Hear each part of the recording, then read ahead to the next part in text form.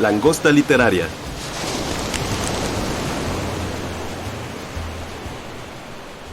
Hola a todos y todas y todes. Es un placer estar en esta edición especial del podcast de Langosta Literaria y de Penguin Random House. En vivo estamos en la librería Claris, en donde nos prestaron este maravilloso espacio para hablar sobre literatura, sobre feminismo y grandes autoras. Esto forma parte del Día Internacional de la Mujer, en marzo. Es la primera vez que se graba en vivo. Estoy muy honrada de que me hayan puesto aquí como su moderadora, pero más de tener a dos súper escritoras, las cuales ya tienen una larga carrera y vamos a platicar con ellas. Se las voy a presentar, pero vamos a hacerlo que ellas solitas se presenten. Tengo aquí a Elvira Liceaga, que es locutora, editora y profesora de literatura de día, y eres cuentista también.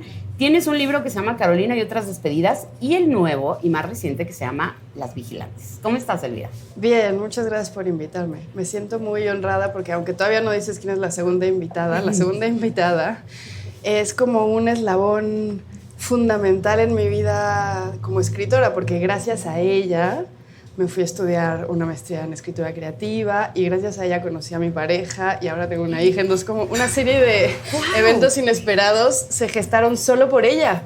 Y es curioso porque a mí me tomó muchísimo tiempo de batallar contra mi inseguridad para animarme a mostrar mi primera novela, que es esta. Y entonces siento que es muy simbólico y muy lindo y muy afectivo que esté ella aquí, que era la escritora por la que yo empecé a escribir. ¡Wow!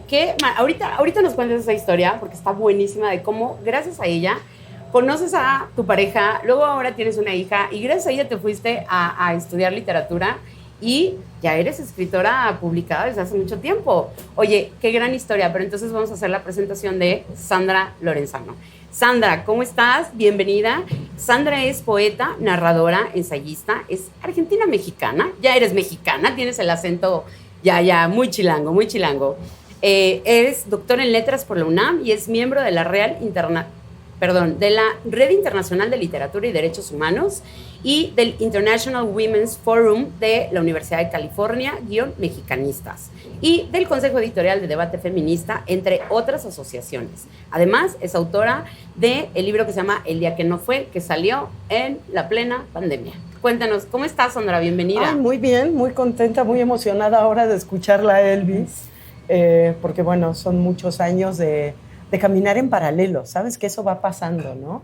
A veces te cruzas, a veces no, pero es bonito porque justo hablando de mujeres, literatura y feminismo, siempre pensamos en la memoria, ¿no? Y en esa responsabilidad ética de la memoria, de recordar a quienes nos precedieron, de recordar a las mujeres que escribieron antes que nosotras, que abrieron brecha.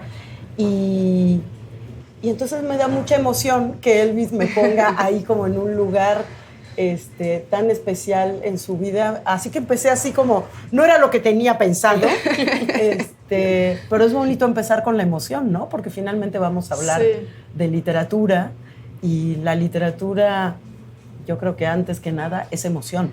Y vamos a hablar para provocar emociones. Claro, y vamos ¿no? a hablar de cómo otras mujeres inspiran a otras mujeres. Así es. Y en el caso, pues aquí está Elvis perfecto, que nos puede contar cómo te inspiró otra mujer y no te inspiró a lo mejor un señor, ¿verdad? Para escribir. Bueno, y además quiero decir que coincidentemente después de una época en donde nos vimos, cuando yo tenía un programa de radio cada semana y luego trabajando en la misma institución todo el tiempo y luego nos dejamos de ver. Y la última vez que te vi, nos encontramos en una playa en las Islas Canarias, o sea, en África. No se puede. Y yo acabo de publicar el otro libro. Entonces, como que acabo de publicar el otro y otra vez apareces en mi vida como una especie de... de estrella de Belén.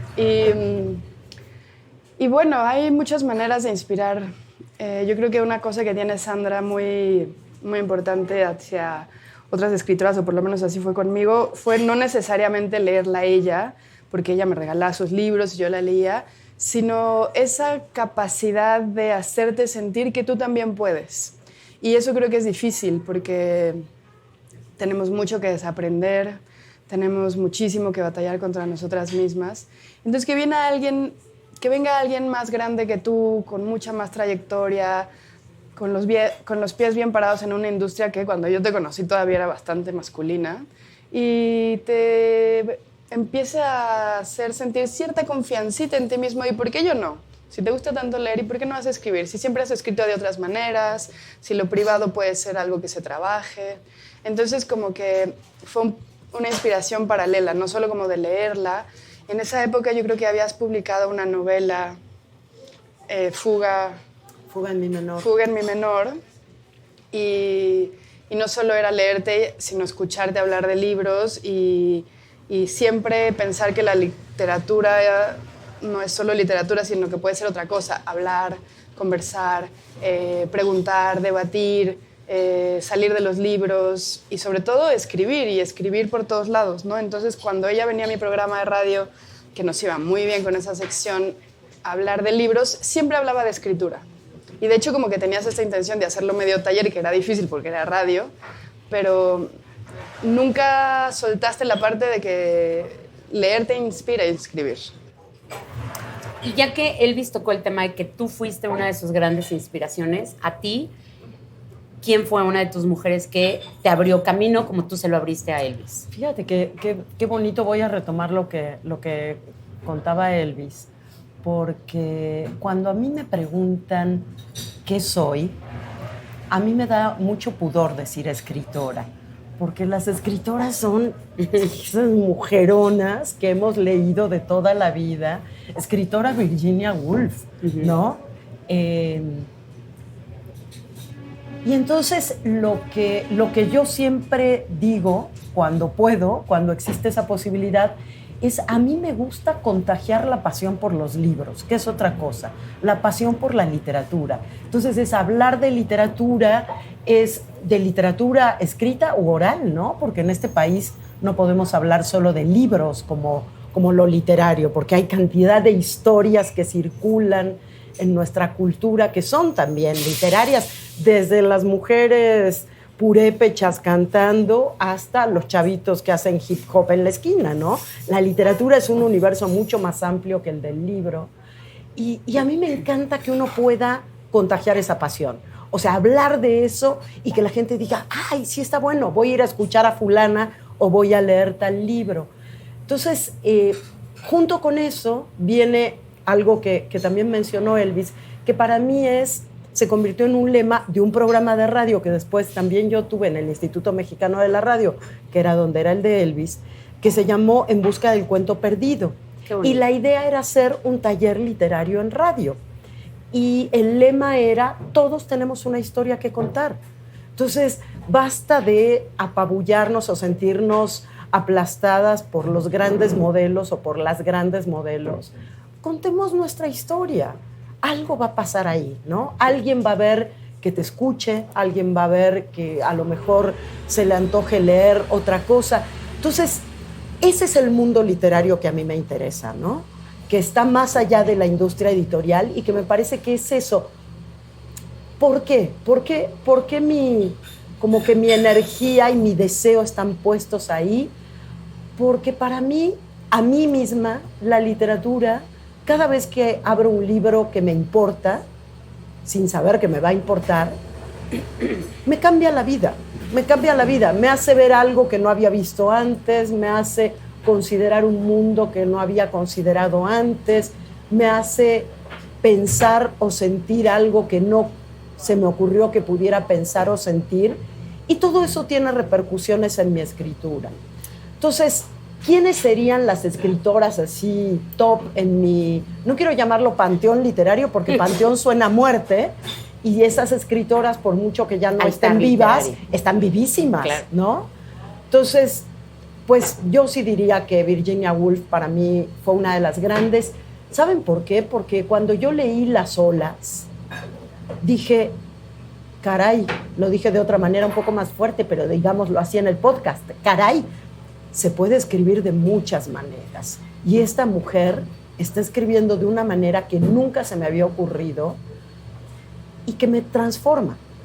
Lo mismo me pasó cuando leí el libro del desasosiego de Fernando Pessoa. No todas eran mujeres, ¿no? Claro. Hay tipos que quedaron bastante excluidos del canon, tan excluidos como muchas mujeres, y entre ellos Fernando Pessoa, que finalmente era un oscuro oficinista que escribía ahí más o menos cuando podía, y sacó un libro que es lo mismo, esos discursos literarios que transforman la manera en que la literatura se ha presentado siempre. No tienen una introducción, un desarrollo, un clímax y un desenlace, sino una complejidad de voces, de escenas, de tiempos, mucho más parecida a la vida, porque en realidad la literatura de inicio, desarrollo, clímax y desenlace no tiene nada que ver con la vida. La vida no es así.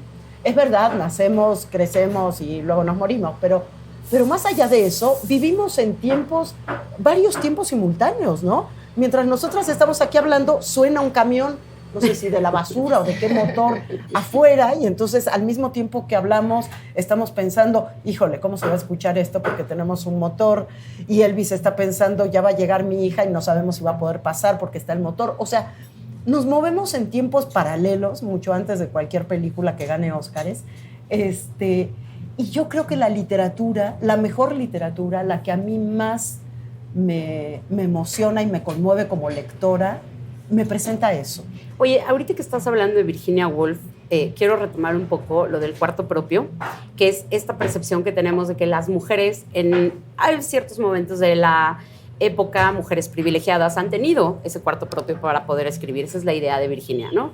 Pero de repente llega otra autora, ¿no? Gloria Anzaldúa, perdón, y dice, no, escriban en la combi, escriban mientras se están bañando, escriban, ¿no? Entonces nos cambia la percepción de tener el cuarto propio, porque no todas las mujeres, y quiero que hablemos de eso un poquito.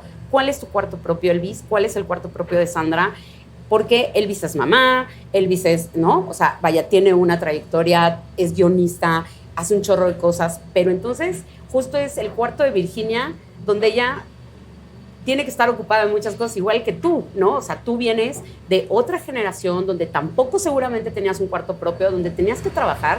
Quiero que hablemos un poco del cuarto propio de cada una. Ya me salió un poquito del guión porque está muy interesante que me cuenten su cuarto propio. Bueno, me encanta esta pregunta porque yo creo que el cuarto propio es un total privilegio. Yo quisiera tener un cuarto propio. Y es curioso porque yo he tenido momentos en donde he tenido un cuarto propio. Por ejemplo, me fui a estudiar una maestría de escritura creativa y eso fue muy parecido a un cuarto propio. Tenía una beca, tenía un trabajo de dar clases de español, que es algo muy común, y muchísimo tiempo para escribir, y escribía poquísimo. Y escribía con muchísima dificultad, con muchísima inseguridad, en un universo de muchísima competencia y mucha presión, y me costó muchísimo trabajo aprovechar ese cuarto propio, y además tenía la culpa de que no estaba aprovechando el cuarto propio. Y después otra vez, por ejemplo, tuve un par de becas del FONCA, donde también me costaba muchísimo trabajo aprovechar ese espacio designado a la escritura. Y es muy curioso porque escribí esta novela sin cuarto propio en el momento más imposible para escribir una novela.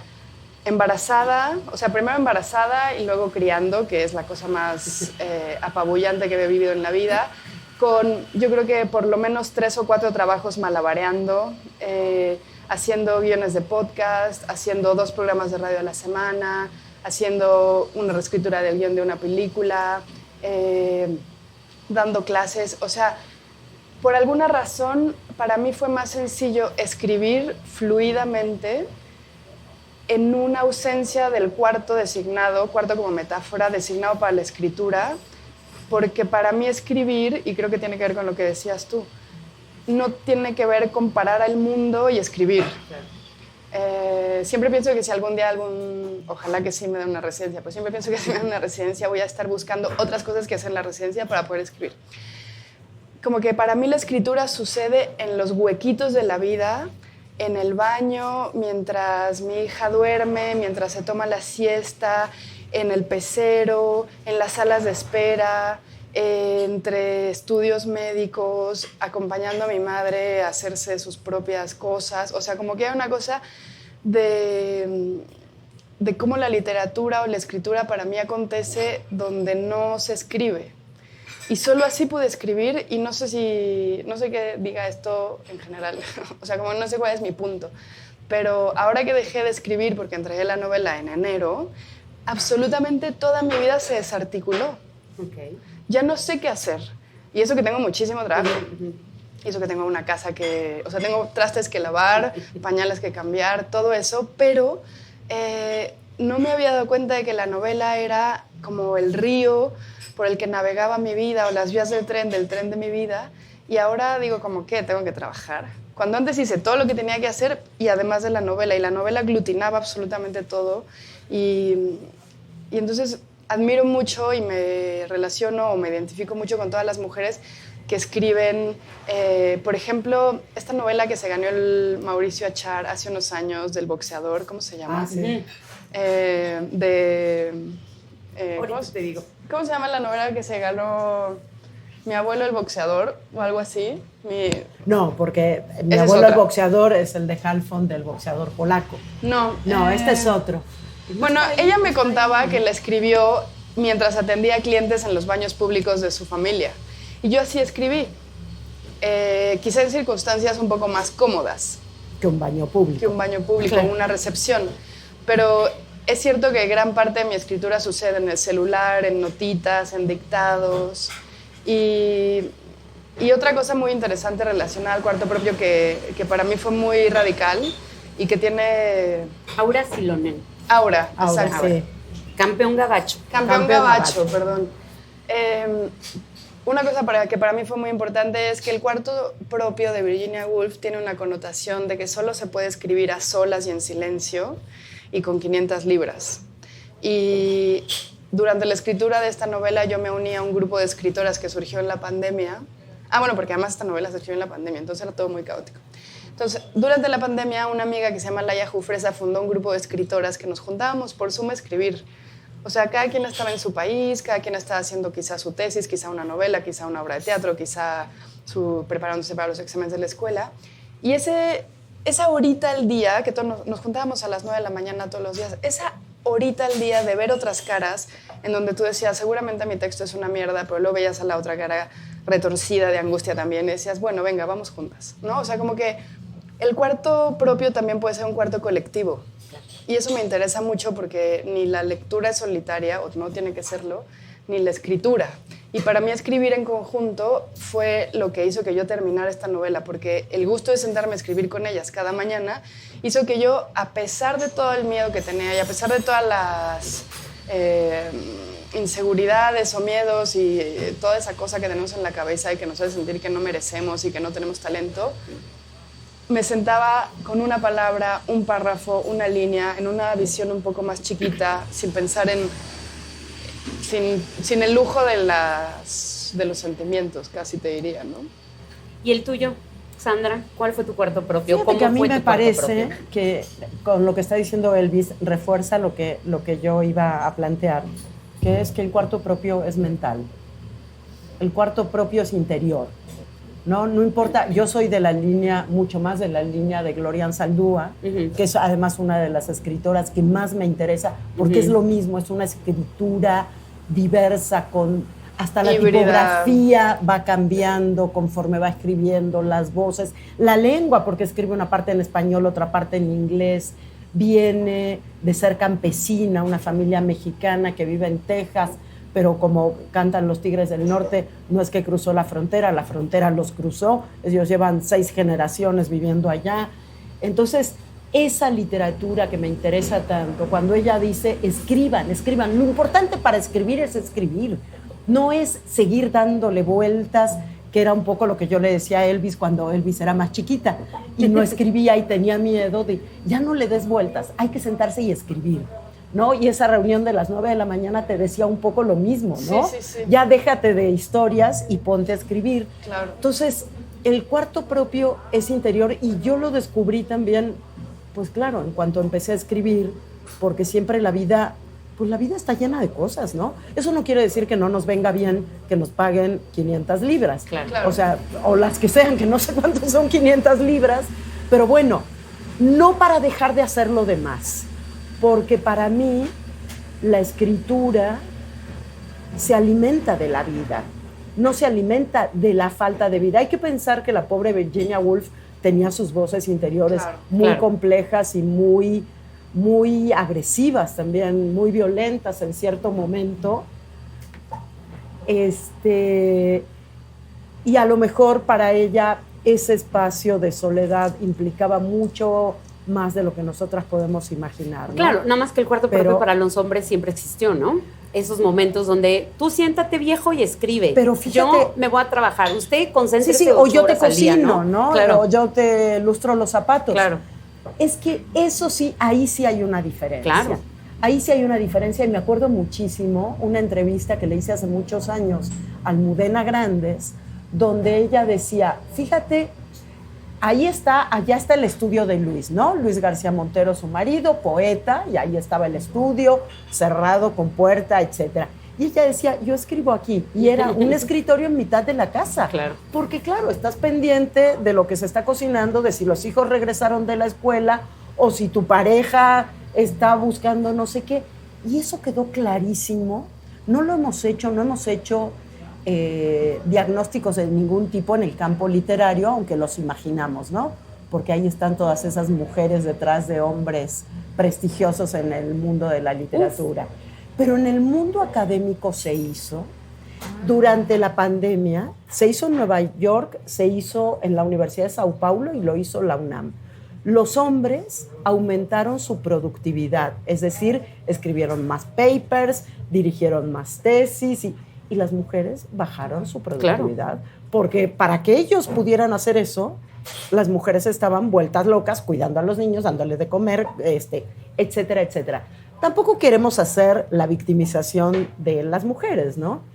Hay también una elección, o sea, hay una construcción patriarcal, eso sin duda, pero hay una elección también. Yo no renunciaría, un poco como lo decía Elvis, yo no renunciaría a nada de lo que hago en mi vida, porque eso alimenta mi escritura y la acompaña.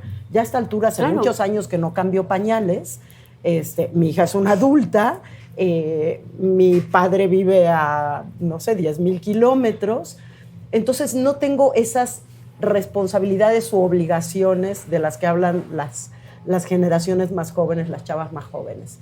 Tengo opciones de vida diversas a las hegemónicas heteropatriarcales, que eso también te da un lugar diferente y una mirada particular sobre muchas cosas.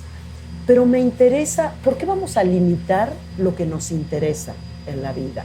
¿No? ¿Por qué no nos vamos a meter a grupos que hacen otras cosas, que a lo mejor están bordando para acompañar a las madres buscadoras? Claro. O, no sé, todo lo otro, qué sé yo estoy en la Asamblea Consultiva del CONAPRED, me importa mucho lo que pasa en el país, me importa mucho que seamos una sociedad discriminatoria, racista, sexista, clasista.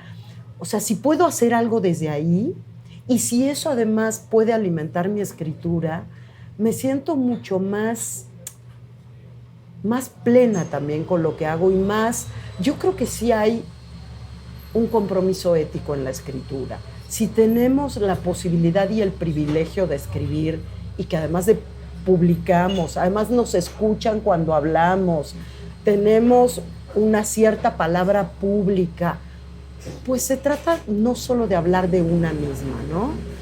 Se trata de aprovechar esos espacios. Y esa parte me interesa mucho ahorita que Elvira estaba contando que a partir de la pandemia se abre una brecha, bueno, ustedes, ¿no? Porque seguramente hubo muchos grupos de mujeres que hicieron lo mismo, bordando, leyendo, cantando, qué sé yo. Entonces, en el caso de Elvis, que es escritora, bueno, se junta con otras escritoras a darse fuerza entre ellas, ¿no? A decir, órale, vamos a sentarnos, nos damos 1 hora al día. Y entonces aquí mi pregunta viene, ¿qué cambios? Me parece que este es un cambio y un avance magnífico, ¿no? El que se hayan sentado por Zoom, el que todas digan, órale, voy a dejar todas mis actividades, me voy a concentrar en lo que yo necesito, que es mi escritura. Esto probablemente hace 10 años no se hubiera podido lograr por diferentes razones. ¿Ustedes han visto qué cambios en su carrera como escritoras notables han visto de probablemente unos del Me Too para acá, o de las marchas ahora de las chicas que ya salimos todas siempre a la calle, ¿cuál es la diferencia más notable que tú has tenido en tu carrera como escritora, como guionista, como de unos 5 años para acá, a raíz de qué avances, o a lo mejor qué retrocesos, o no ha habido avances, o cómo lo has visto? Pues, mira, por ejemplo, yo trataba de leerme un libro más o menos a la semana para entrevistar a una escritora a cada programa de radio. Y llegó un momento en donde se volvió imposible que yo me leyera un libro a la semana porque había demasiadas cosas que hacer. Y entonces me dispuse a investigar qué otras cosas era interesante mostrar en el radio, compartir. Y llevo, yo creo que 1 año quizá, entrevistando a puras colectivas de mujeres que hacen cosas. Las que se juntan para acompañar a mujeres que tienen que abortar en lugares clandestinos o de manera ilegal o sin el apoyo de las familias, etcétera, etcétera.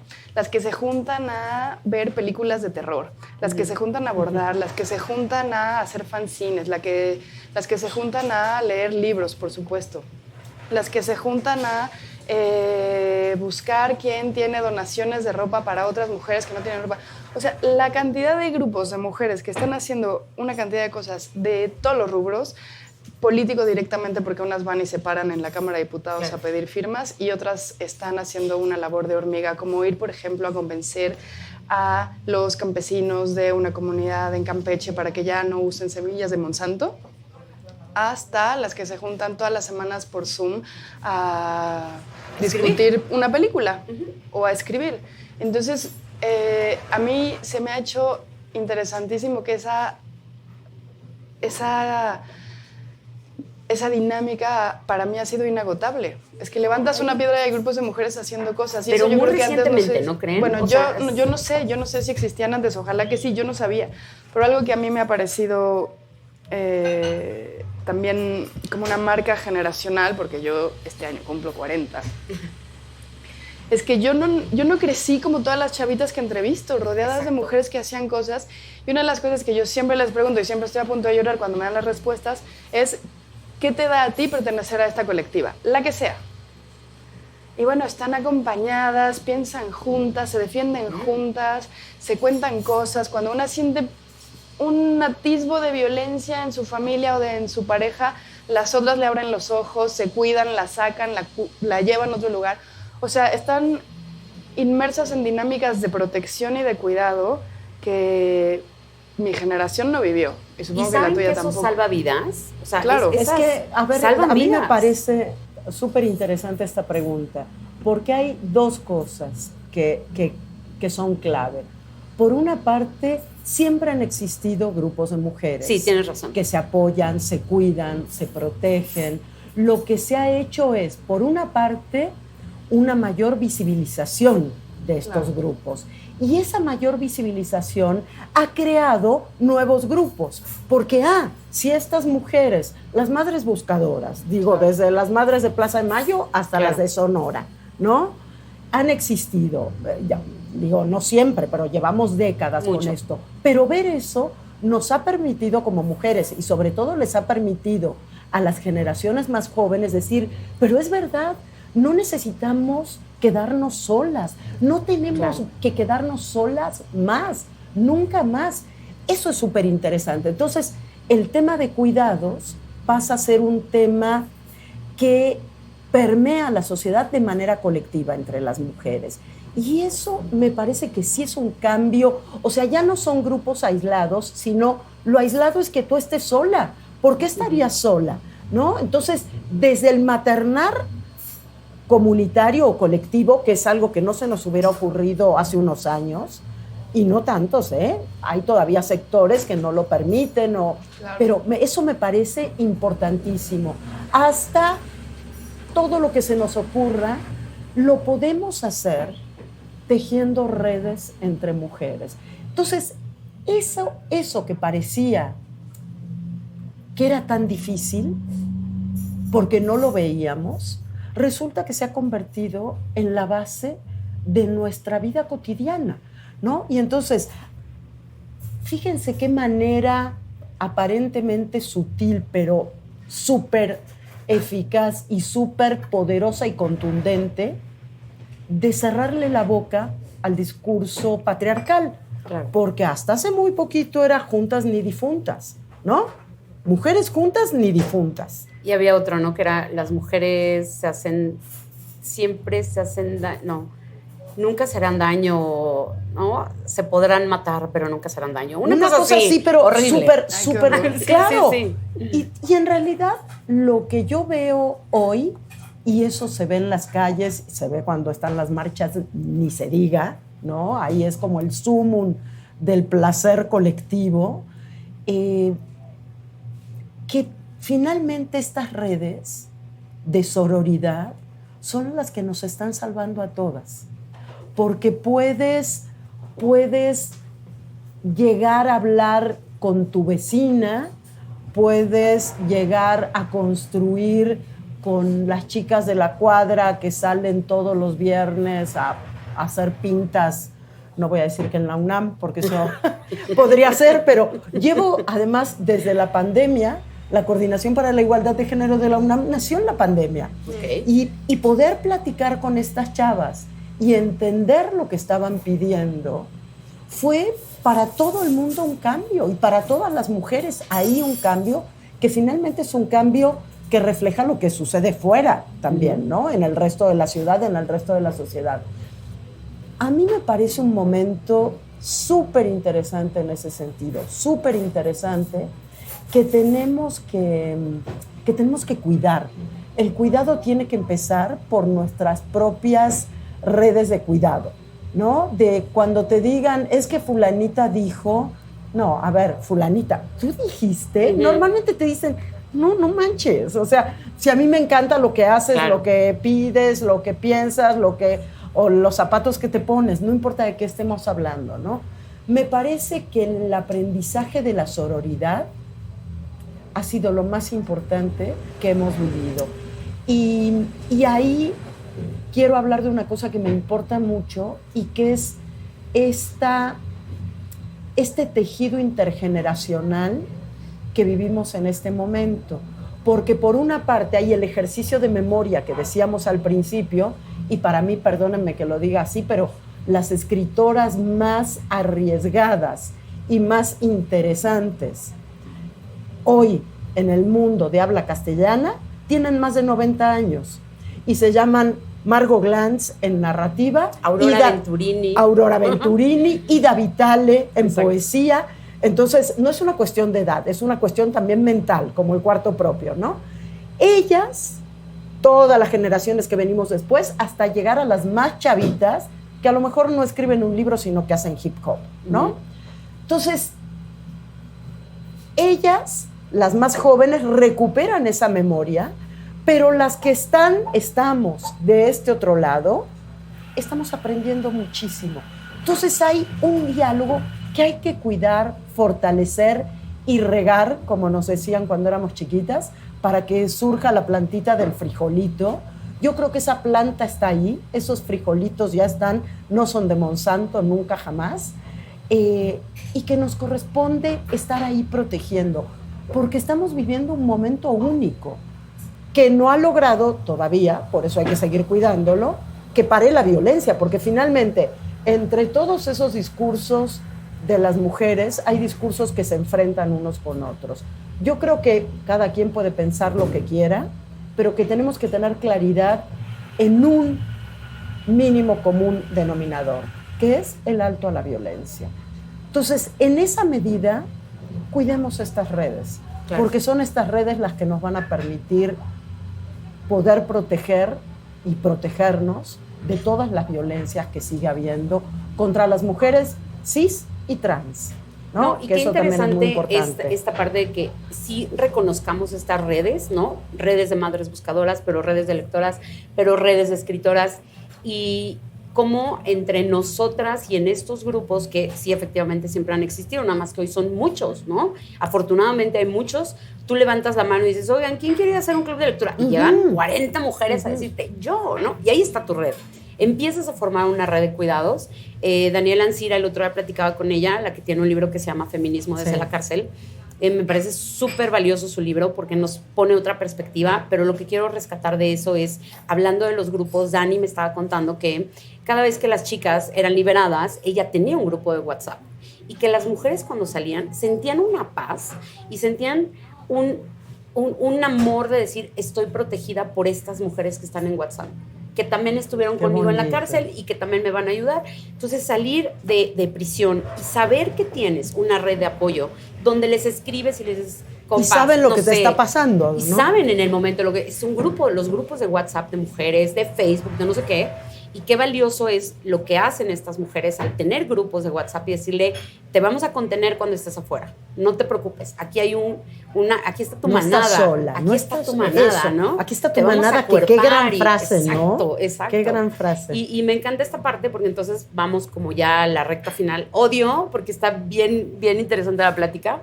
Pero la última pregunta, ¿cómo hacemos para que entonces estas redes de mujeres estamos leyendo mucho más mujeres, yo en lo personal, y la verdad es que fue sin querer, ¿eh? Yo no es que yo haya hecho ya no voy a leer hombres, no, hay escritores que todavía siguen haciendo unas cosas súper buenas, súper valiosas, pero de repente leer mujeres como que fue intrínseco para mí, fue como, empecé a ver a todas las demás, sigo a muchas mujeres en Instagram, a muchas mujeres en Twitter, que empiezan ellas a recomendar, ¿no? Oigan, ya leyeron Elvis es una gran lectora, de pronto me paso y reviso qué es lo que, ¿no? Que anda leyendo, me anoto algunas cosas. Y entonces empezamos a rescatar estas mujeres que no son tan famosas, no es una Virginia Woolf, pero estamos hablando de, pues a lo mejor, no sé, María Fernanda Ampuero, que bueno, hoy es muy famosa, sí, ¿no? Pero hablamos de estas mujeres que una mujer descubre. María Teresa Andrueto, que es una mujer muy famosa en la Argentina y que conocemos poco fuera. Y es una de las grandes escritoras y recuperadoras de escritoras anteriores, ¿no? Me encantó. Es genial. Sí. Sí, tú la entrevistaste en Filuni, ¿no? Filuni, aparte de hablar de ellas, de mostrarnos en las redes y decir, oigan, acabo de descubrir esta autora, ¿qué otra cosa propondrías, Elvis? Para seguir leyendo mujeres, descubrirlas. Pues el otro día un amigo que como con cierta sensación de el peso de la edad, me preguntaba que cómo me enfrentaba a lo nuevo en general, como desde el reggaetón, que ya sé que ya no es nuevo, pero bueno, a cierta generación le ha costado mucho trabajo entender que domina el mundo, hasta los feminismos, hasta absolutamente todo, los feminismos de barrio, ¿no? O sea, como todas las subversiones a cierto pensamiento cómodo que nos crió, ¿no? Y yo le decía con muchísima curiosidad, o sea, como yo estoy fascinada de que venga alguien a revertir la idea del cuarto propio, estoy fascinada de que venga alguien a revertir muchas ideas congeladas de los feminismos, estoy fascinada de que vengan nuevas generaciones a decirnos todas las formas en las que se puede ser mujer, estoy como muy interesada en que vengan a decirme, así no era, así puede ser. Entonces yo no sé de qué otra manera decir que es la curiosidad. O sea, es que yo me devoro los libros de las feministas de barrio porque digo, claro, es que hasta que una prostituta no te habla de feminismo, no estamos hablando de feminismo. Hasta que una mujer trans no te habla de feminismo, no estamos hablando de derechos de todas. Desde la cárcel. Desde la cárcel, por ejemplo, ¿no? Una vez estábamos presentando en el péndulo de la Roma Teoría King Kong. 3 mujeres fresas en el escenario, sí, ¿no? Y todas hablando sobre la prostitución, legalizar el absolutismo, la absolución, o sea, como un montón de personas opinando. Y al final levanta la mano una chica y nos dice, miren, yo soy prostituta y les quiero contar un par de cosas. Y nos cayó la boca. Claro. Entonces yo solo creo en la curiosidad, o sea, en escuchar a las que nunca han hablado y también en la posibilidad de no protagonizar, ¿no? O sea, yo lo que trato de hacer en mis programas de radio es escuchar y darle el micrófono a alguien más. Y que hable la mujer que está acompañando a mujeres a abortar. Y que hable la mujer que no pudo abortar legalmente. Ahora en un club de lectura que tengo leímos El Acontecimiento, que es nuestra Biblia. Y para mí fue maravilloso escuchar todas las historias de aborto y todas las mujeres que decían, vengan a abortar a mi casa. Vengan Sí. a abortar a mi casa, yo las cuido. Entonces, yo creo que en la curiosidad está la condición de posibilidad de la sororidad, de la evolución, de que los feminismos no se enquisten, no se vuelvan nunca jamás de piedra, de que nos los quiten las nuevas generaciones, lo mastiquen, lo reformulen, ¿no? Eso que nos dio en algún momento Gloria Anzaldúa, que fue decir, no, es que no hay por qué ser de aquí o ser de allá, hay que crear un tercer espacio y detonar la idea de que la identidad es una cosa fija, tiene que ser como nuestro leitmotiv, ¿no? O sea, que siempre haya un tercer espacio. Escuchar a las demás Sí, desde ese lugar, ¿no? sí, pero escuchar de veras. Claro, claro. ¿No? Aprender de Sí. ellas y dejar como el feminismo blanco, por así decirlo, ¿no? Empezar a escuchar los otros y feminismos, cuestionarlos ¿no? todos, Claro. o sea, el tuyo, el mío, el de Sandra, el que sea, o sea, como que todas estemos dispuestas a dialogar y eso me parece importante, como Y darle estamos de espacio a veras esas dialogando. mujeres, ¿no? O sea, hablar de ellas. Sí, o sea, como de alguna Pero manera ¿sabes qué? detonar el espacio donde se habla y volverlo público. ¿Sabes qué? Sin pensar, porque aquí entra una cosa interesante, es sin pensar que son la otredad. Claro. Claro. Porque no se trata del discurso antropológico de vamos a darle la palabra a las otras. No. A la minoría. Exacto. Esas otras somos todas. Ujú. Es decir, en este país, mujeres indígenas, mujeres campesinas, mujeres afrodescendientes, mujeres lesbianas, mujeres trans, también han existido siempre. Claro. Ujú. ¿Qué es lo que tiene que cambiar en los discursos de autoridad que los propios feminismos han creado para poder escuchar eso otro? ¿No? Eso es lo que me parece el gran reto y que hace un cambio en los discursos que estamos escuchando. No es solamente vamos a escuchar a la otra, te voy a escuchar a ti que eres indígena, a ver qué tienes para decirme. No, construyamos entre todas este nuevo discurso del feminismo, este nuevo discurso también de la literatura de mujeres, donde cabemos todas y donde vamos justamente a aprender, vamos a escuchar a las otras, pero para transformarnos nosotras mismas. Si esa escucha no trae consigo transformación, es una escucha falsa, ¿no? Es como ponerte a escuchar cualquier rola que te gusta y ya pasó, o que no te gusta del reggaetón y ya pasó. No, esa escucha tiene que ser una escucha transformadora, que a partir de esas otras voces, que sumemos esas voces a nuestra propia voz. Y es ahí donde viene esa habitación propia que ya no puede ser individual. Aunque te sientes sola en la mesa del comedor de tu casa a escribir, están todas esas voces contigo, porque de alguna manera nos conforman.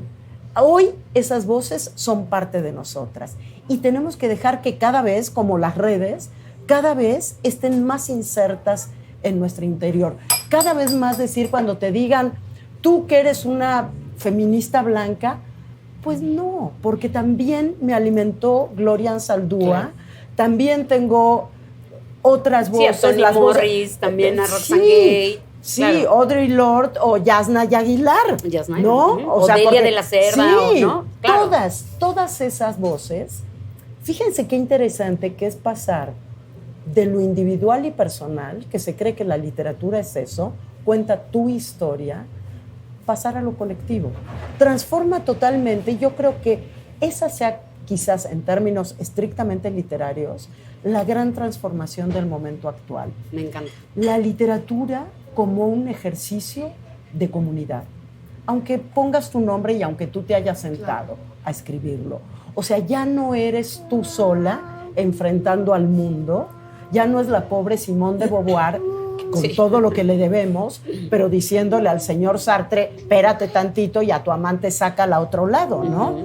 Sino somos todas juntas hablando aquí, construyendo múltiples discursos donde las voces de todas están presentes a través de tu pluma, ¿no? Sí, me encanta. Tampoco como algo, no como una obligación, sino como Un una deseo. transformación real, ¿no? Un Y qué deseo bueno real, que dices ¿no? el deseo, Ujú. porque no nos olvidemos que el gran motor de la escritura es el deseo, Claro. ¿no? Y eso que no se nos olvide nunca. Más allá de cualquier otra cosa, tiene que estar eso, porque finalmente es el motor de la vida, ¿no? Claro. Oigan, ya tenemos que terminar. No. Ojalá nos den muchos, que ya Penguin nos abra un espacio nada más a nosotras. Les hacemos unos podcasts bien chidos. Oigan, ya para terminar, ¿qué libros estás leyendo, Elvis? ¿Qué libros nos recomiendas de mujeres? Adelante, por favor. Estoy leyendo un libro que se tradujo al español como Una educación, de Tara Westover, que está en Lumen, que está buenísimo.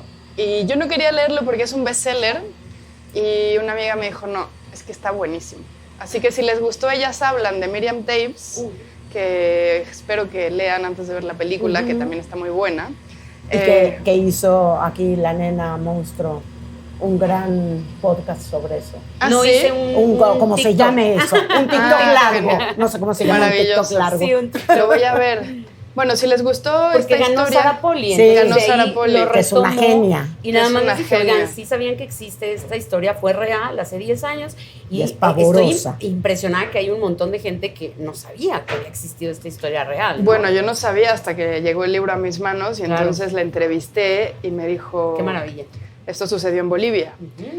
Pero bueno, si les gustó Ellas Hablan, vayan a Una educación, que es una historia de una mujer en una comunidad parecida, pero en Idaho, en donde, bueno, se va...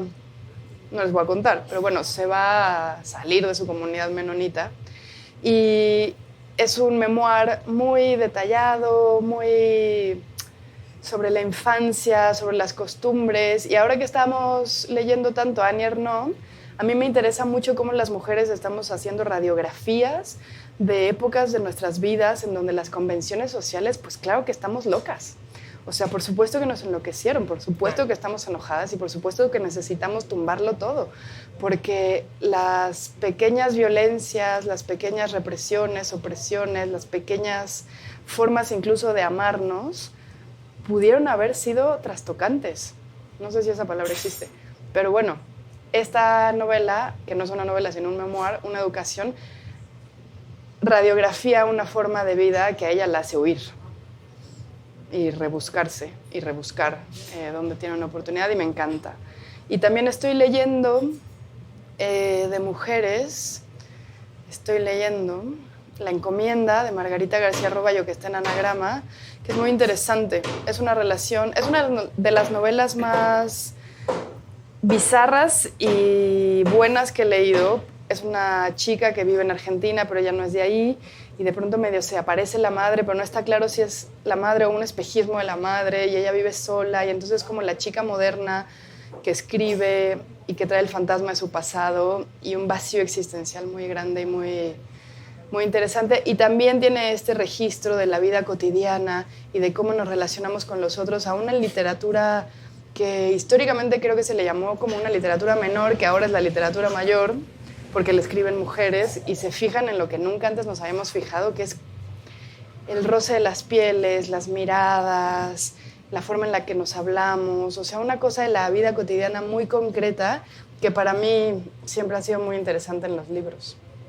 El tuyo, Sandra, tus Fíjate que tops a mí- de mujeres, novelas. Me gusta bueno, mucho. esa es otra pregunta. Sí, los tops es otra pregunta. Tú dijiste que estamos ¿Qué leyendo. estamos Tienen razón. ¿Qué estás leyendo actualmente? Fíjate que a mí me interesa mucho eso que se ha dado en llamar ahora la autoficción, que no sé si es el nombre que le corresponde, pero me interesa mucho ver eso, cómo las mujeres contamos la vida. Cómo contamos la vida, cómo nos contamos a nosotras mismas, cómo hablamos de nuestro deseo y de nuestros deseos, de nuestro cuerpo, del cuerpo que envejece. Ese es un tema que por razones obvias me importa. Y estoy leyendo, o acabo de leer, a dos poetas que han escrito narrativa, o digamos prosa, por decirlo de alguna manera, para volver a una división muy tradicional. Una es María Negroni, gran poeta, que tiene este libro excepcional que se llama El corazón del daño. Es una joya, de verdad, sí, lo sé, búsquenlo, lo voy a leer. No, por ya, léelo favor, ya. Sí. porque el trabajo con el lenguaje que ella hace para hablar de la complejísima relación con su madre es una cosa de verdad desgarradora y al mismo tiempo tan estimulante. ¿Qué es lo que pasa cuando lees un libro potente, no? Puede estar contando los máximos horrores, pero a ti te estimula, claro, porque eso es también lo que sucede con la gran literatura. Es un libro maravilloso. Y yo lo pongo en diálogo, y sobre eso estoy escribiendo, nada, algo breve, pero que me importa mucho, con algo similar que hizo Miriam Moscona. Miriam Moscona, gran poeta mexicana. Claro, la gente lee poca poesía, hay que decirlo, ¿no? Sí, Tú dices, bueno, Miriam Moscona, sí, entonces inmediatamente te nombran su único libro de narrativa, el primero, que era Tela de Cebolla, escrito, que es maravilloso, y ahora sacó un nuevo libro que se llama León de Lidia. León de Lidia, Tela de Cebolla. Tengo el de León de Lidia, Mira, sí. Tela de Cebolla se escribe cebolla en ladino, porque ella, la lengua de su familia es el ladino, ella es de origen judío sefardí, y entonces cebolla está escrito con S, con B chica y con Y. Tela de Cebolla se escribe así. Y este otro, León de Lidia, continúa parte de su historia, y es lo mismo, me interesa mucho esa transformación del lenguaje de dos poetas, dos grandes poetas de la lengua castellana, latinoamericanas, contemporáneas. ¿Qué pasa cuando se pasan a la narrativa, a esta autoficción? Y realmente son dos libros que a mí me han deslumbrado y que vuelvo a ellos. León de Lidia es muy nuevo, ya lo leí 2 veces y además le dije a Miriam, oye, te voy a poner a dialogar. ¿Con quién? Me dice. Bueno, espérate tantito. No, por favor, dime con quién. Con María Negroni y El corazón del daño, porque hay mucho ahí que me importa y que entre las dos se vuelve un discurso muy fuerte. Y creo que tiene mucho que ver con lo que venimos hablando a lo largo de esta hora, ¿no? Con repensarnos como mujeres, repensar esas genealogías, ¿no? Esas ancestras. ¿Qué viene de ahí? ¿Qué tenemos que romper con lo que viene de ahí? Pero también ¿qué tenemos que recuperar?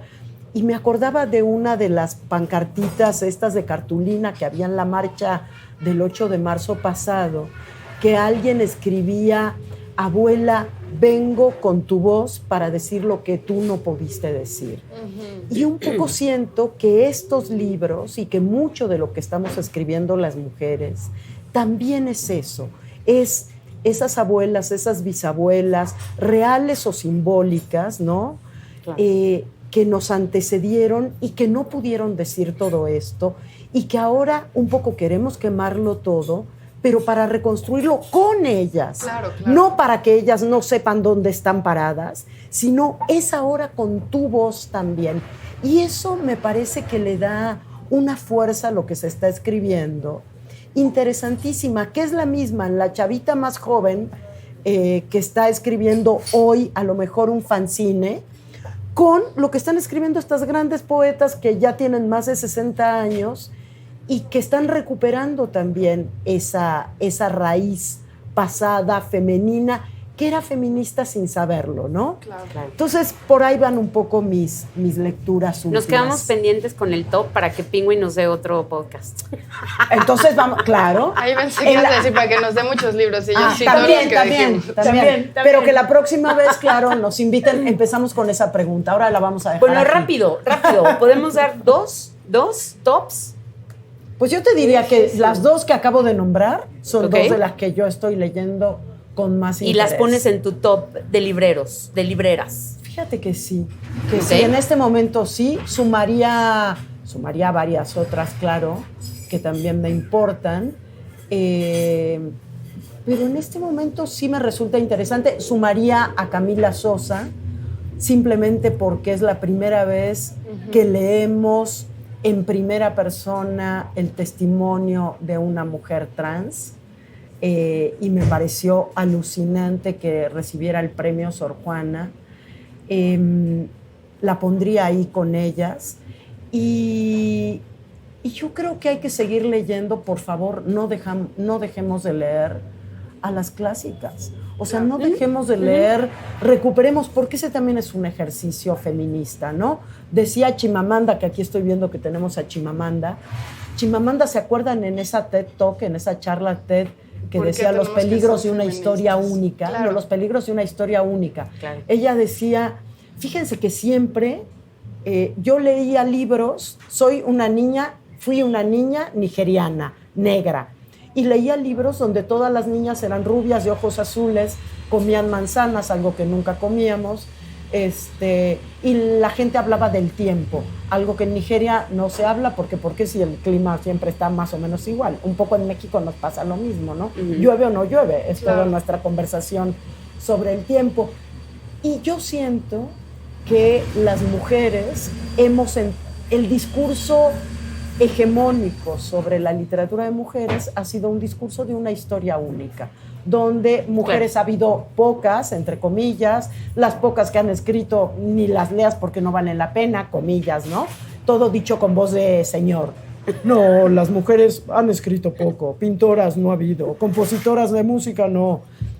Bueno, no, volvamos a eso, volvamos a esas que han estado silenciadas, volvamos a la colección Vindictas. Yo pongo Claro. en mi top la colección Vindictas. Buenísimo. Porque esa colección nos hace recordar o nos hace aprender que las mujeres hemos estado siempre ahí. Y hemos estado escribiendo, y Claro. hemos estado pintando, y hemos estado componiendo contra viento y marea, en condiciones dificilísimas, en condiciones de silenciamiento total. Y a esta niña que circula ahora por aquí, le va a tocar un mundo diferente. Ojalá. Le tiene que tocar un Le mundo tiene. diferente. Sí, sí, sí. Y somos responsables de construir ese mundo que esta enanita maravillosa va a disfrutar. ¿No? Eso es lo que yo Sí, diría. es para Elvira, ellas. terminamos contigo, tus top mujeres. Bueno, es difícil. Yo sumaría a Silvia Molloy, que falleció hace no tanto, Mi ídola total. que para mí fue muy importante porque su literatura del yo abrió bastante. Y del yo lésbico, quiero del yo aclarar, porque eso lésbico, es importantísimo, importantísimo. porque no se había escrito, no había mujeres lesbianas que escribieran, Desde que ese dieran lugar. a conocer desde ese Inmigrantes, lugar. ¿no? Como también en una Inmigrantes. situación de extranjera. Creo que también es un clásico para mí, Marosa Di Giorgio.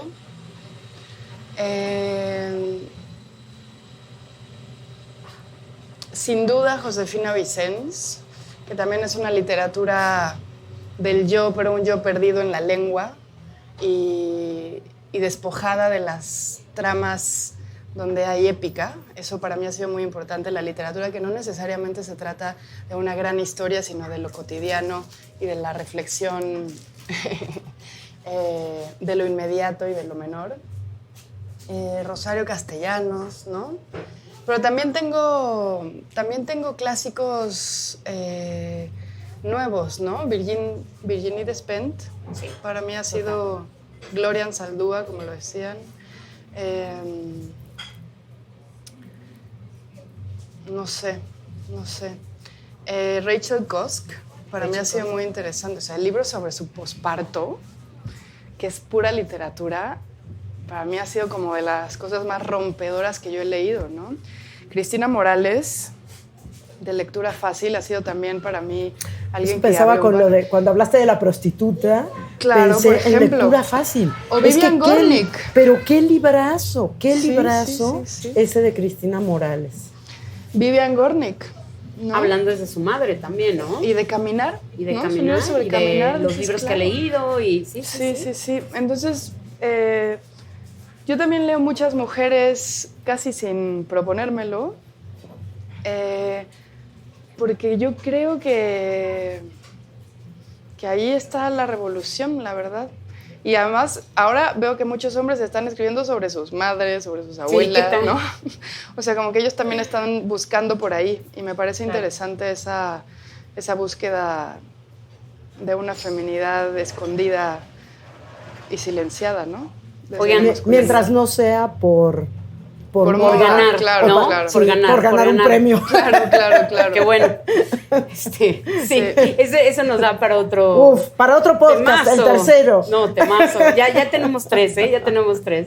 Oigan, pues nada, les agradezco un montón que hayan venido, que estemos platicando. Fue una plática súper interesante, súper enriquecedora. Vamos a dejar todos los títulos en el podcast para que, bueno, todos lo puedan buscar. Vayan a leer esos libros, cuéntenos qué están leyendo. Muchas gracias a Claris, que nos dio este espacio que está bien bonito. Pueden Preciosa venir, librería, pueden sentarse, preciosa. pueden tener un cuarto propio aquí, pueden llegar, pedirse un café, leer. Gracias a Penguin, gracias a Langosta, gracias a Elvira. Yo te dije todo el tiempo, Elvis, pero es que te conozco de toda la vida, Elvira. Sí, es que te nadie me oigo dice todo el Elvira. tiempo, te oigo todo el tiempo. Nadie Y me yo de dice pronto Elvira. dije, oye, qué confianzuda. Yo diciéndole Elvis todo Nadie el me dice tiempo. Elvira, es más, Ah, me hace bueno, qué bastante bueno. raro Sí, cuando yo me dicen dije, qué Elvira. raro. Porque por un momento dije, yo de confianzuda, No, pero no, es no, que no, la no. llevo escuchando toda la vida en Pues el sí. radio y todo el mundo le dice así, entonces bueno. La reina duende. Exacto. Sandra, un placer, un honor Al que estés aquí con contrario. nosotros. Eres para todas las que nos están escuchando, de las mujeres que abrieron camino, para todas las Ay, que estamos de muchas este lado. Gracias por tu esfuerzo, gracias por tu camino, gracias por todas las luchas que también ahora nos toca continuar, ¿no? Nos toca a gente como Elvis, le toca continuar ese camino que tú abriste. Que Ay, me emocionas mucho. Un cuarto- Acabo así, Oye, voy a acabar llorando de un la cuarto emoción. podcast para que hablemos de esos caminos que tú abriste y que ahora, gracias a eso, habemos muchas atrás que podemos estar de Ay, manera- las quiero, gracias. de manera normal o Estás muy llorando. normal, ¿no? Estar aquí si no hubiera sido por mujeres como tú, como escritoras como tú, que hace muchos años tuvieron que romper un montón de cosas. Les Muchas agradezco gracias. un montón. Son unas súper mujeres, súper escritoras. Lean sus libros. Elvis acaba de sacar uno nuevo. ¿Ya lo encuentran en librerías? ¿Ya está? Ya Listo. está. ¿Cuándo viene el tuyo, Sandra? El que está ahora en Viene una librerías, nueva- se llama El día que no fue, Ok. y está acá, y está en todos lados, porque se publicó en noviembre del 2019, así que le tocó casi la pandemia. Estamos haciendo una recuperación de ese libro mientras termino el nuevo, y está en audiolibro también. El que viene muy próximo es poesía, porque recibió un premio, un libro de poesía, entonces Buenísimo. el premio Clemencia Isaura de poesía, y ese tiene que salir ya. Y a mí me gusta mucho mezclar la poesía y la narrativa y el ensayo y un poco la palabra literaria es una, ¿no? Luego le ponemos etiquetas, pero pues en realidad las etiquetas no importan tanto. Lo Buenísimo. que importa es que uno se sienta libre ahí. Muchas gracias por su tiempo. Muchas gracias por sus conocimientos. Y pues esperamos una segunda parte, ¿no? Gracias Muchas por esta invitación. Gracias a ti. Gracias. Nena, gracias. Búscanos en nuestras redes sociales, Twitter, @langosta_lit, Instagram y Facebook, Langosta